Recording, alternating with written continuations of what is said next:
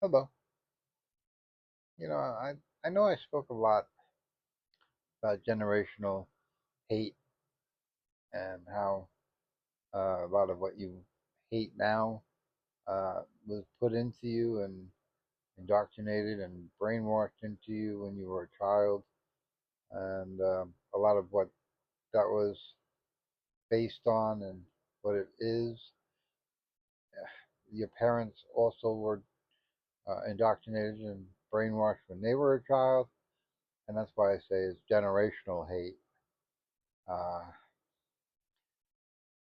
Now, it's not real. First off, it's not real. I mean, if you hate black people or if you uh, hate anyone, most of the stories you hear and the reasons why you hate such people are not real. I mean, they take one little thing that a black person did and make it all the black people. It's like, uh, it's not real. It's like if you look at it through anything through a microscope, you'll find a problem. But when you back the microscope up, obviously the problem becomes much smaller and insignificant. You know, so in that way and in that case, it's not real. Yes, did it happen? Yes. Is it real? No. Um, so, and I don't want you to feel that if you have like an evil father or an evil mother or both, uh, that you're evil, that you have to be evil, um, or they're full of hate. If your parents are full of hate, or your family is full of hate, uh, or your community is full of hate, it doesn't mean you have to be full of hate. And you have it in you though, because it was put there when you were a child before you can say, no, I don't accept that. I don't believe that because when you're a child, you believe everything that's told to you. You know, if I told you this is pink when you're a child, when you're 80, you'll say this is pink and maybe it's really blue, but you were told it's pink. So, you know, it's along those lines, little, not, but yeah. And the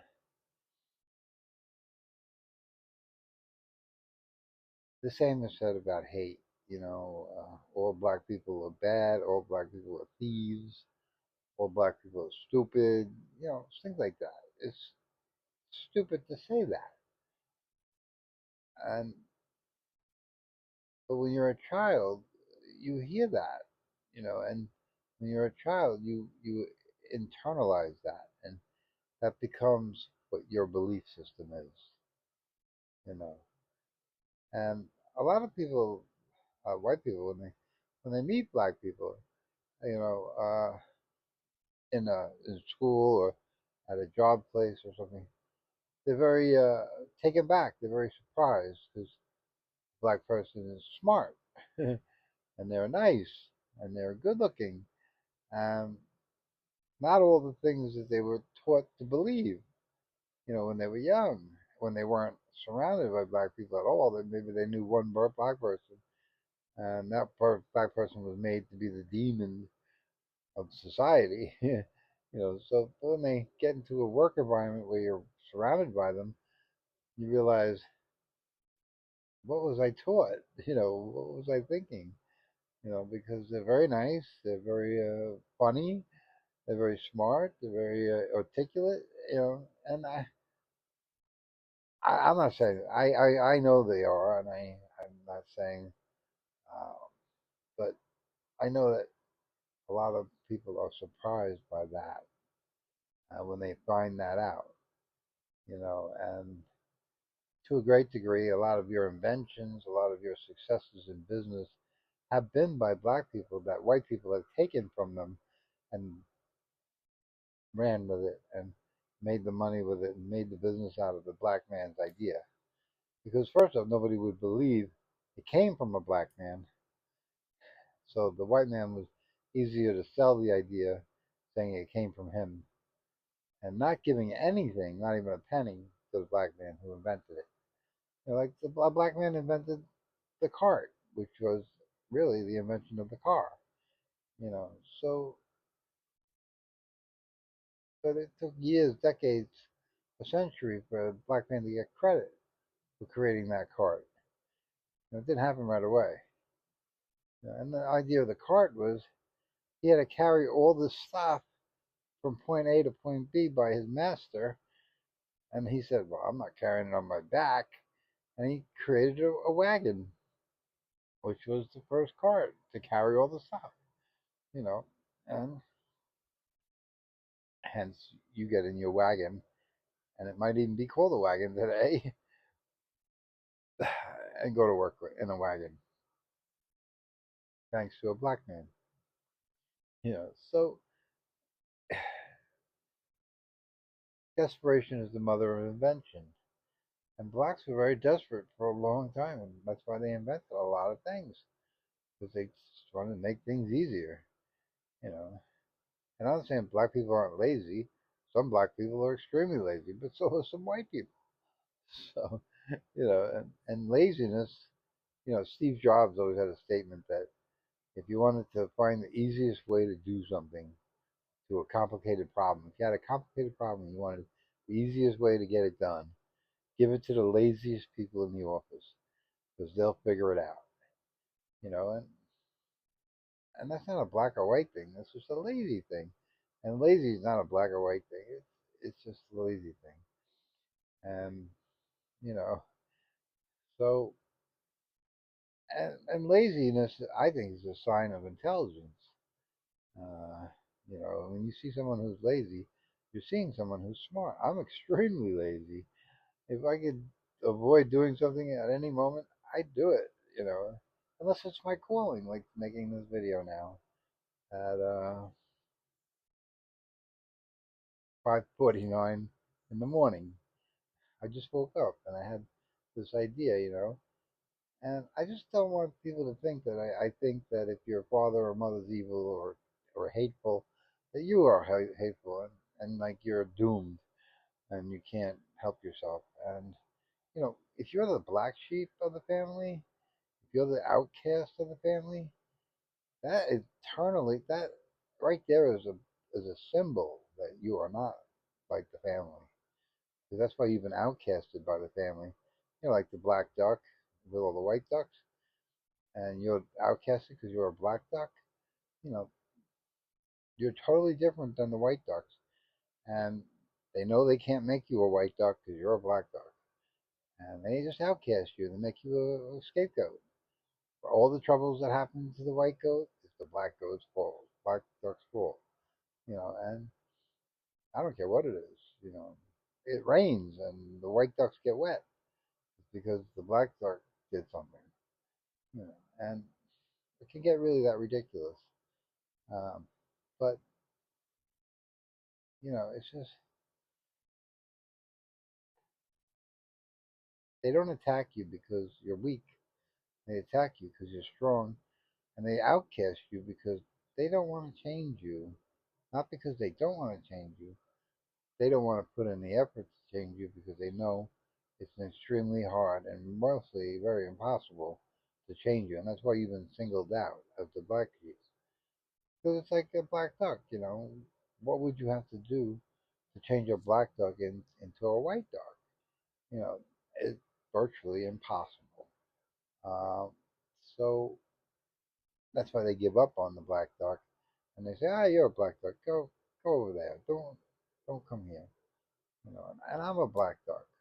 I've always been a black duck in my family. My family would go on vacation, or brother and sister, and my mother and my stepfather, and they would leave me home with grandma because they didn't want me to go with the family. You know, they said, "Oh, you're too much trouble. We can't deal with you on vacation." That was their answer. I was in seventh grade. I was in seventh grade. I was what, 12 years old, 11 years old. So I mean, it started at a young age. I was a black sheep ever since I was born. Just like the black duck has been a black duck since he popped out of the egg. You know, he's always been a black duck and always will be. and always been outcasted, and that's me. My family has Christmas parties or Easter parties or just parties in general, and I'm not even a thought. It's like, oh, he ain't coming. He's not allowed to come. My family, I don't even have their phone numbers.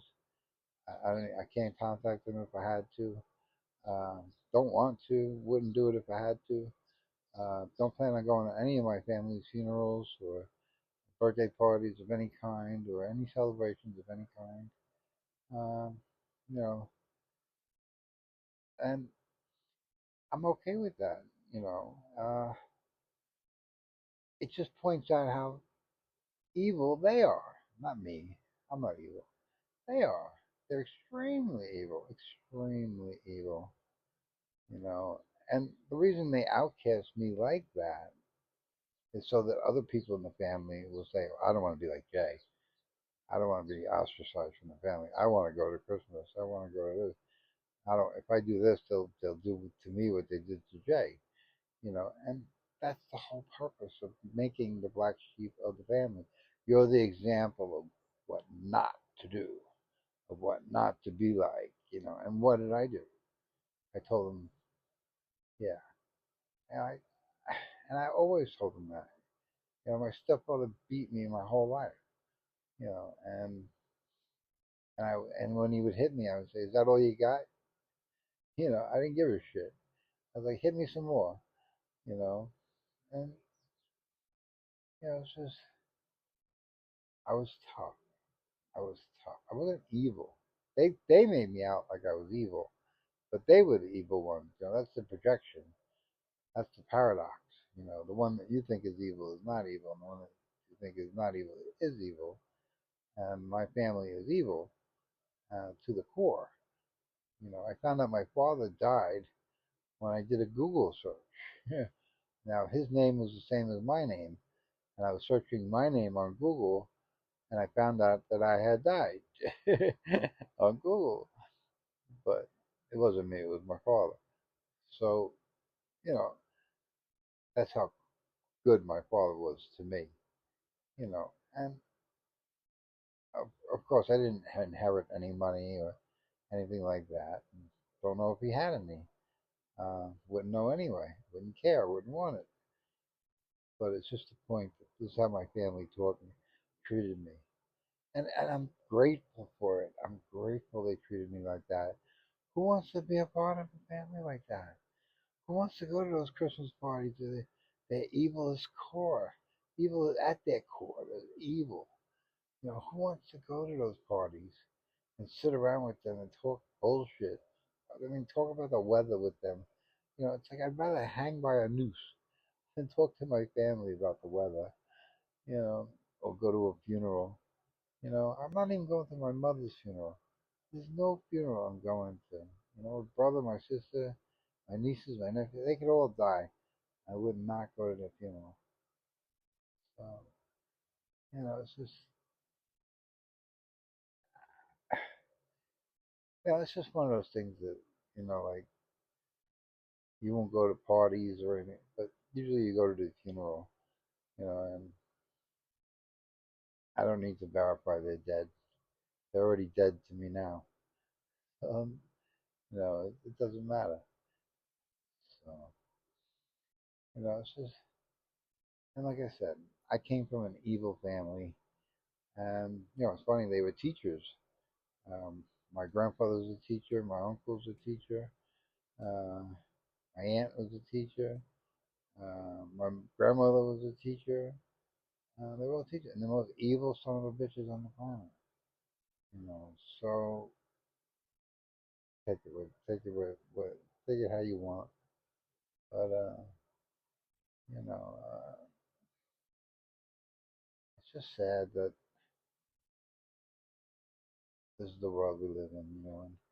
And sure, I would have loved a non-evil family, uh, non-evil situation, but that's not the cards I was dealt. And I think I made the bad cards that I was dealt. I won the game with those cards. Had I gotten another set of cards, maybe I wouldn't have won the game. And It's not that it's important to win, but it's nice to win, especially when you get the hand I was dealt. You know. So I'm just gonna say, if you're in an evil family, it doesn't mean you're evil. So don't worry about it.